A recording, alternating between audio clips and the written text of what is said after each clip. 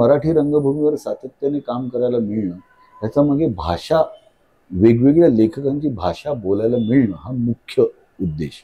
दुसरी गोष्ट,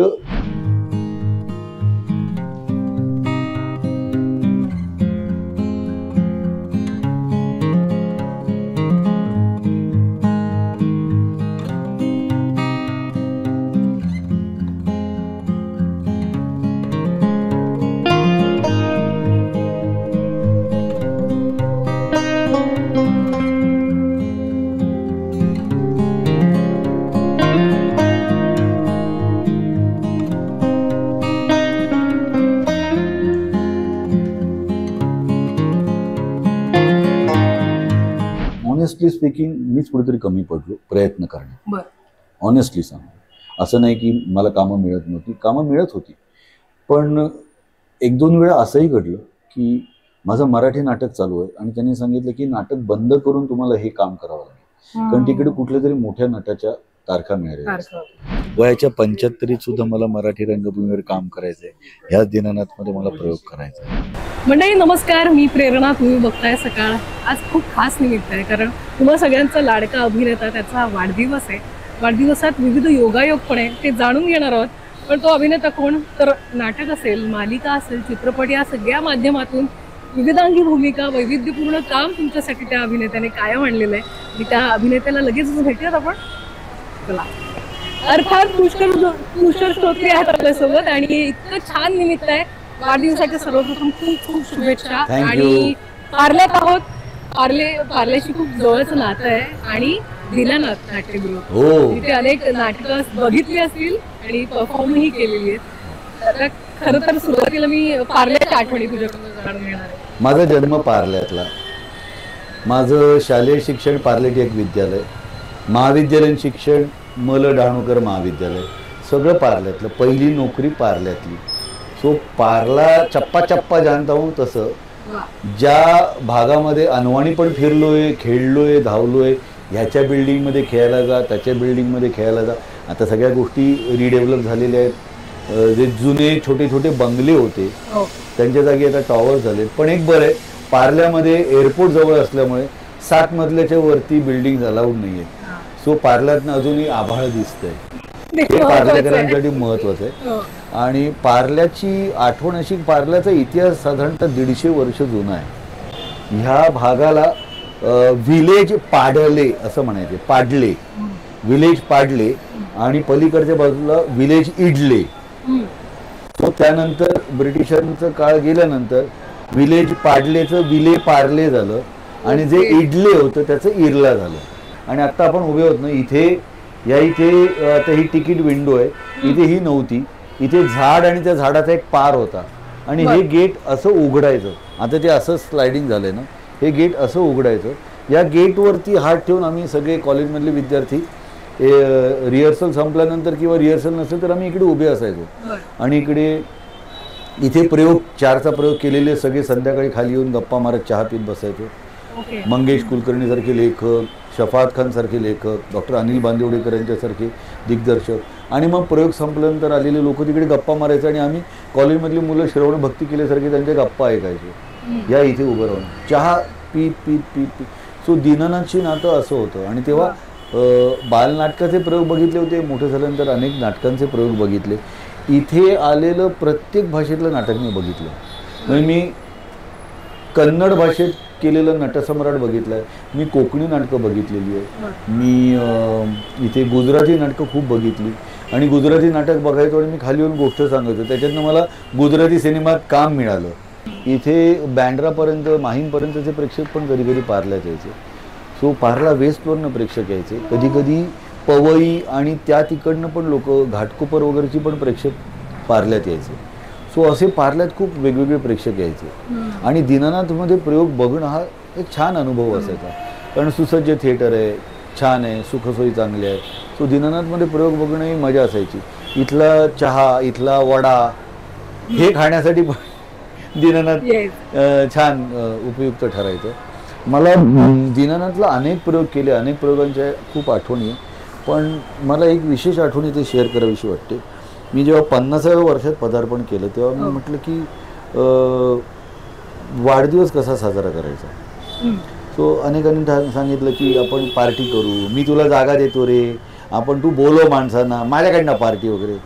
पण म्हटलं पार्ट्यांचे मौके सतत येत असतात, तर पार्टी करणं हे काय माझं इप्सित नाही. म्हणजे मला ते काय पटत नव्हतं, काय करावं सुचत नव्हतं. मग मी ठरवलं की तेव्हा माझी 3 नाटकं चालू होती, आम्ही आणि आमचे बाप, अ परफेक्ट मर्डर आणि हसवा फसवी. तर मग काय करायचं म्हणून ठरवलं की आपण 3 नाटकांचे प्रयोग इथे करूया. म्हणून मग माझे पार्ल्यातले जुने मित्र प्रसाद महाडकर, त्यानंतर मंदार कर्णिक आणि विनीत गोरे हे तिघंजणं माझ्याबरोबर आले, चल आपण करूयात. मग दीनानाथ थिएटर 3 नाटकांच्या संस्थांनी बुक केलं, त्याचे पैसे मी भरले पण त्यांनी ते बुक केलं. आणि सकाळी 11 वाजता इथेच आम्ही आणि आमच्या बापचा प्रयोग केला, 4 वाजता अ परफेक्ट मर्डरचा प्रयोग केला आणि रात्री 8:30 वाजता हसवा फसवीचा प्रयोग केला. आणि 2 प्रयोगांच्या मध्ये मला लपवून ठेवायचे, कारण लोक मला शुभेच्छा द्यायला, वाढदिवसाचं हे करायला यायचे, 50व्या वर्षात पदार्पण. सो लपवून मला आराम करायला मिळायचा. आणि आम्ही आणि ते बाप, त्यानंतर परफेक्ट मर्डर ह्याच्यामध्ये त्याच्यापेक्षा जास्त काम होतं. आणि हसवा फसवीमध्ये धावपळ आणि खूप होती, ते सगळ्यात शेवटी 3रं नाटक होतं. आणि सकाळी 10 वाजता इथे जो मला प्रेक्षक भेटला होता वरती येताना, तोच मला रात्री 11:30 वाजता प्रयोग संपल्यानंतर सगळ्यांना भेटून बाहेर पडताना 12:30 वाजता तोच प्रेक्षक होता. सो एकाच तिकिटामध्ये तुम्हाला 3 नाटकं बघायला मिळणार आहेत. आणि त्या पूर्ण दिवसाचं नाव ठेवलं होतं मी पुष्कर शो 3. पण आजचं आपलं इथे भेटण्याचं निमित्त खास आहे, कारण नवं नाटक ज्याचं पोस्टर तुम्ही मागे बघू शकता, आजीबाई जोरात, त्याबद्दलही आपण तुझ्याकडनं बरंच जाणून घेणार आहोत. पण अर्थात यस, आजीबाई जोरात हे नवं नाटक 30 एप्रिल, आणि 30 एप्रिल तुमचा वाढदिवस आहे आणि इतकं छान सुंदर योगायोग आहे. वयाची 55 वर्ष आणि 55व्या वर्षात पदार्पण, 55व्या आणि 55वं नाटक. येस, आणि ते नाटक आजीबाई जोरात, त्याबद्दलही बोलूयात. पण मला आणखीन बऱ्याच गोष्टी जाणून घ्यायच्या, कारण पुष्कर दादाला भेटल्यानंतर खूप गप्पा होत असतात, विविध विषयांवर तो कायम बोलत असतो. पण इतक्या वर्षांचा अनुभव असतानाही कायम पाय जमिनीवर असणारा हा नट, म्हणजे कधीही भेटल्यानंतर एक मनमोकळ्या गप्पा असतील किंवा विचारपूस करणं असेल, तर हा अभिनेता असा आहे. त्याच्याबद्दल आणखीन जाणून घेऊयात.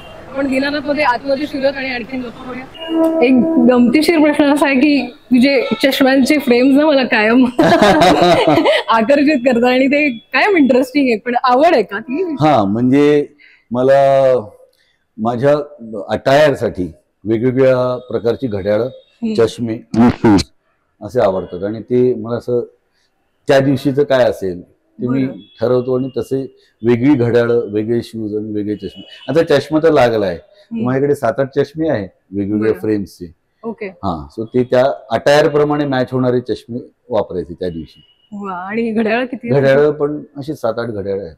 शूज पण तसे? शूज 10-12 शूज आहेत. ही आवड आधीपासून आहे? आवड आहे, हो. इंटरेस्टिंग. आपलं अटायर म्हणजे स्टाईल स्टेटमेंट असं नाही, पण मला आवडतं मॅचिंग, त्याला काहीतरी कॉन्ट्रास्ट असेल तर कॉन्ट्रास्ट, असं काहीतरी करायचं. Wow, interesting. पुष्कर, तू इतकी नाटकं केली आहे, तुला असं काय वाटतं की या नाटकामुळे मला खूप जास्त एक्सप्लोअर करताय? हसवा फसवी तर आहेच, कारण त्याच्यामध्ये त्या इतक्या भूमिका एकट्याने वठवणं हे फार चॅलेंजिंग होतं आणि त्याला तितका तसा प्रतिसादही मिळाला. एक्सप्लोअर करता आलंय कलाकार म्हणून, नाटक असेल, मालिका असेल किंवा चित्रपट असेल. काय होतं, मला ना माझं भाषेवरती खूप प्रेम आहे, आणि जी भाषा आपण बोलतो आहोत त्या भाषेचा गोडवा कळला पाहिजे. त्या भाषेवरती प्रभुत्व येणं ही नंतरची गोष्ट, पण त्या भाषेचा गोडवा तर कळला पाहिजे. आणि लहानपणापासून कानेटकरांचं वाचलंय, शिरवाडकरांचं वाचलंय, पु ल देशपांडेंचं वाचलंय, पासून अनेकांचं वाचन केलेलं आहे. सो त्यांची नाटकं करायला मिळणं ह्यासाठी एक वेगळं भाग्य लागतं, कारण कानेटकरांची भाषा वेगळी आहे, शिरवाडकरांची भाषा वेगळी आहे, त्यांची संवाद लिहिण्याची शैली वेगळी आहे. सो तिथे हसवा फसवी करत असताना प्रभावळकरांची विनोद सादर करण्याची शैली वेगळी आहे, पु ल देशपांडेंची वेगळी आहे. सो ती भाषा आपल्याला बोलायला मिळणं ह्याच्यासाठीची मेहनत असते, की मला हीच मराठी आहे, पण ही मराठी ह्या लेखकाने वेगळी मांडली, त्या लेखकाने वेगळी मांडली, शफात खानने वेगळी मांडली, सो कानेटकरांनी वेगळी मांडली. सो ते आपल्याला बोलायला मिळणं हे नटासाठी भाग्याचं आहे. सो म्हणून मराठी रंगभूमीवर सातत्याने काम करायला मिळणं ह्याचा मागे भाषा वेगवेगळ्या लेखकांची भाषा बोलायला मिळणं हा मुख्य उद्देश. दुसरी गोष्ट, नाटक करत असताना तुम्हाला तिथल्या तिथे तुम्हाला लोकांचा रिस्पॉन्स मिळतो. नीरज शिरवईकर यांचं अ परफेक्ट मर्डर हे नाटक जेव्हा करतो तेव्हा तिथल्या तिथे रिस्पॉन्स मिळतो. आज 350 प्रयोग होऊन गेले तरी ते नाटक तेवढ्याच गर्दी खेचणारं नाटक ठरलंय. त्या नाटकाला आम्हाला अनुभव आहे. आम्ही त्या दिवशी सत्कार केला. 8 वेळा परफेक्ट मर्डर बघणारे एक जोडगोळी आली होती. 8 प्रयोगांची तिकीट आणली होती. सो आम्ही 8 वेळा नाटक बघितलं. सस्पेन्स थ्रिलर असो, आणि सस्पेन्स थ्रिलर हा जॉनर सध्या जगात सगळीकडे सगळ्यात जास्त कन्झ्युम केला जातो. सो परफेक्ट मर्डरला लहान मुलं पण खूप येतात. त्यांना पहिलं नाटक आम्ही बघितलं परफेक्ट मर्डर, कारण त्यांचा आवडता जॉनर आहे सस्पेन्स थ्रिलर. सो ते त्यांना बघायला आवडतं म्हणून परफेक्ट मर्डर बघायला येतात.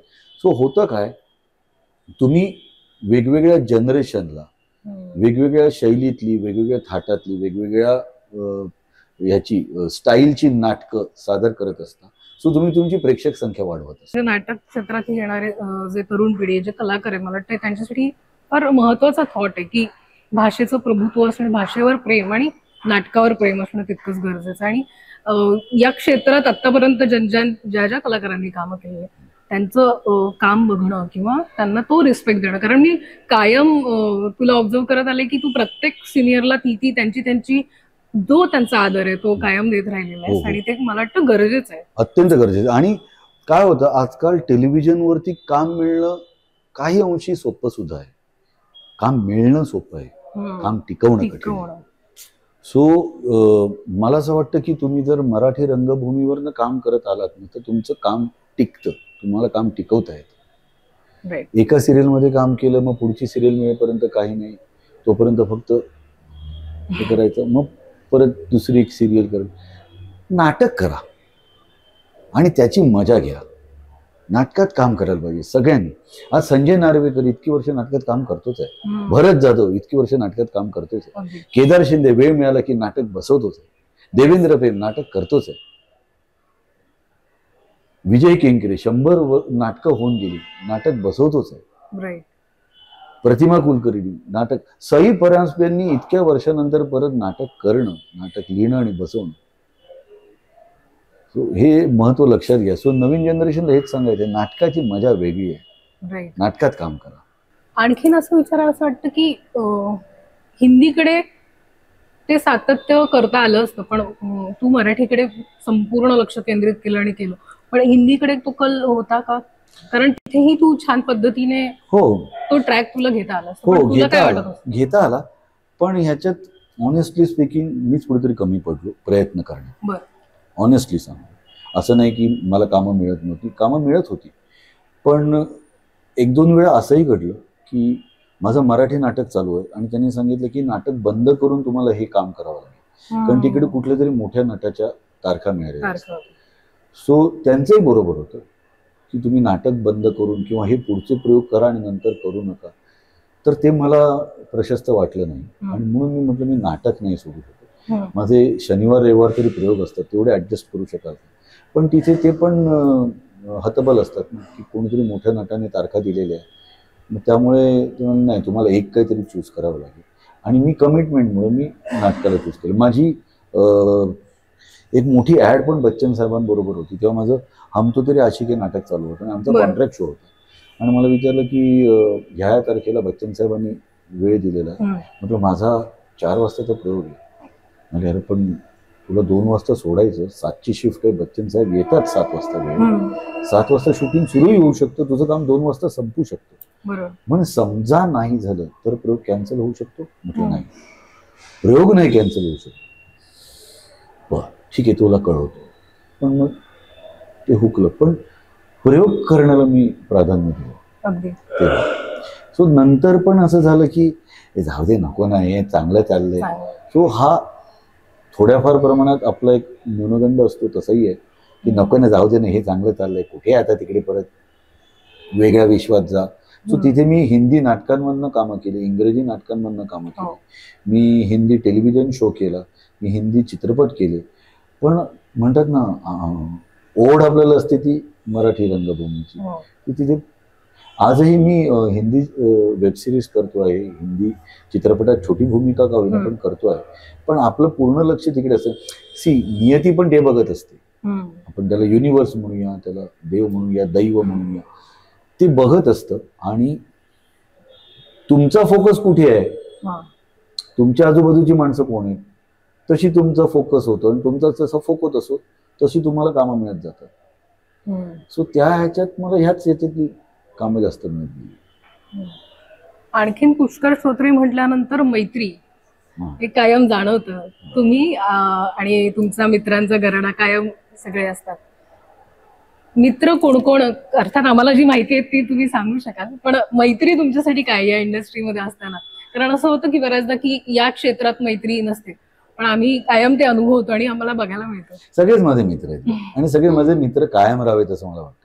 काय एवढंसं आयुष्य आहे आपलं, त्याच्यात काय बॅगेज घेऊन जगायचं.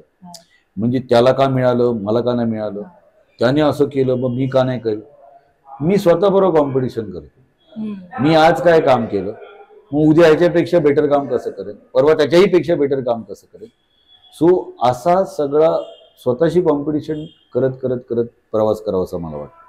आणि मुळात माणसाने माणसाशी माणसासम वागणं, तो कसा वागला ते त्याचं कर्म आहे, त्याचं कर्म आहे, तसं त्याला कर्मा जो असतो तो त्याला काहीतरी देईल.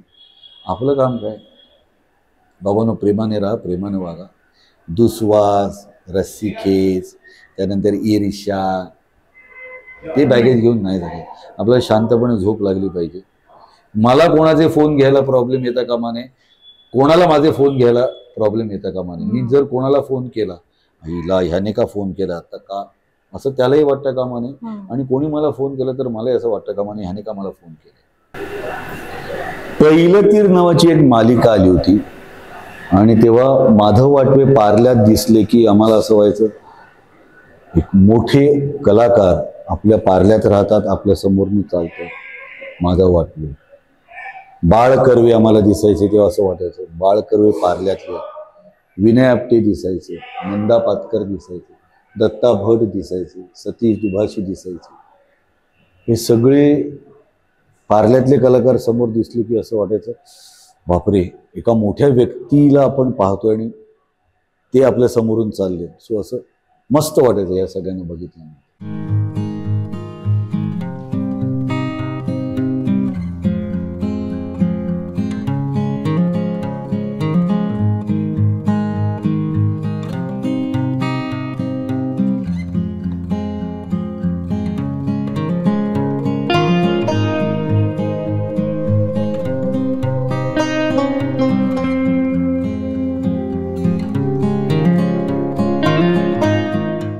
अर्थात आपण ज्या सगळ्या गोष्टी बोललो पुष्करदा, आणि ती निमित्त अर्थात पुष्कर श्रोत्री ॲट 55, कारण 55 वर्ष आणि त्याच्यात 55 नाटकं केली तू. आणि हे एक नाटक आजच्या दिवशी तुझ्या वाढदिवसाच्या दिवशी येते प्रेक्षकांच्या भेटेल, आणि हा खूपच छान योग आहे मला असं वाटतं.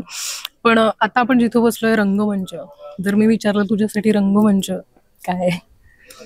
म्हणजे मला जेव्हापासून मी मराठी रंगभूमीवर काम करायला लागलो, कळत नकळतपणे माझ्यावरती जे संस्कार झाले त्याच्यातनं मला सारखं असं वाटायचं की आपल्या पायाला ह्या रंगभूमीवरचं लाकूड सातत्याने लागलं पाहिजे.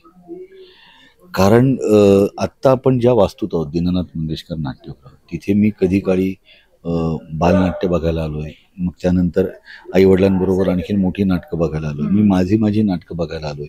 मी जेव्हा एकांकिका स्पर्धा करायचो तेव्हा मग मी दीनानाथला यायचो, तेव्हा तिथे सचिन खेडेकर, गणेश यादव, नंदू माधव, किशोर कदम पासून सगळेजण असायचे. आणि ह्याच वास्तूमध्ये मी आलेलं कुठल्याही भाषेतलं नाटक असेल तर जाऊन बघायचो.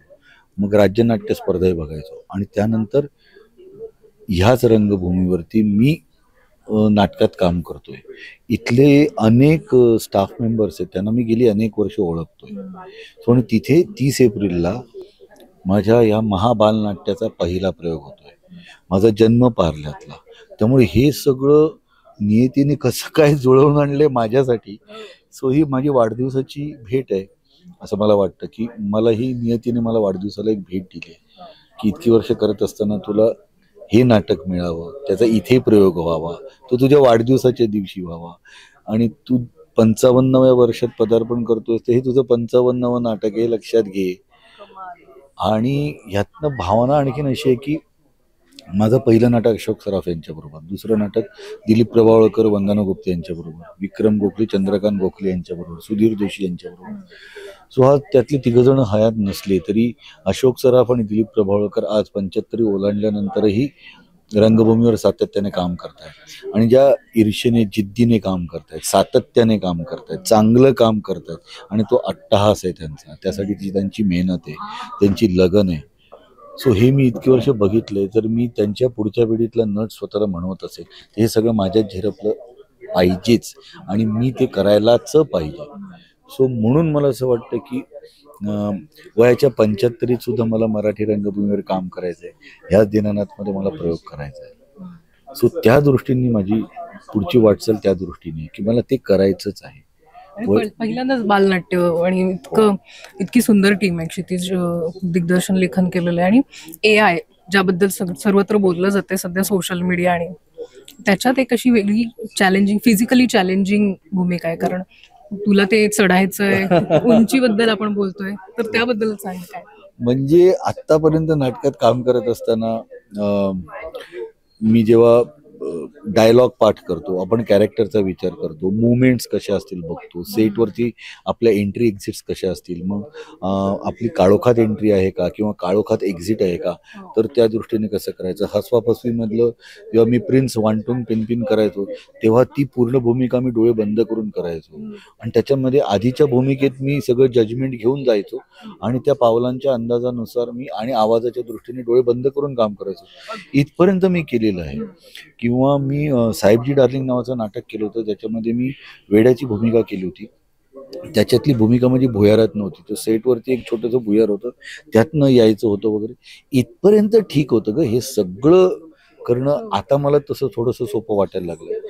पण जेव्हा मला या 2 पायांच्या खालती आणखीन 2 खोटे पाय लावायचे, 2.5-3 फुटांचे, आणि त्याच्यावरती उभं राहून परत त्याच्यावरून चालत वरनं खाली उतरत यायचंय. सो हे आयुष्यात पहिल्यांदा, म्हणजे आता ते पण सगळं सांभाळा, dialogue, movement, costume, set, light, गाणं, नाच, भाषा वेगवेगळ्या ह्या नाटकात, त्याही भाषांची गंमत पण आहे मला. ते करता करता करता करता परत हे पण करायचंय. क्षितिजने खूप मोठा विश्वास दाखवला माझ्यावरती आणि तशी तालीम पण करून घेतली. म्हणजे त्याने खूप आधीपासून ते पाय तयार करून घेऊन माझी त्याची तालीम गेले अनेक दिवस चालली आहे आणि त्याने सांगितलं जोपर्यंत तुला कम्फर्टेबल वाटत नाही ना तोपर्यंत हे करायचं नाही. सो त्याची तालीम जास्तीत जास्त वेळ केली पाहिजे. सो ह्याच्याबरोबर त्याची तालीम ही चालू आहे की ते पाय लावून चालणं हे खूप चॅलेंजिंग आहे ह्याच्यामध्ये. आणि एक सकस विषय मांडतोय क्षितिज की हे प्रत्येकाच्या घरात दिसतंय. तुमच्या घरात लहान मुलं असोत वा नसोत, पण हे प्रत्येकाच्या घरात दिसतंय.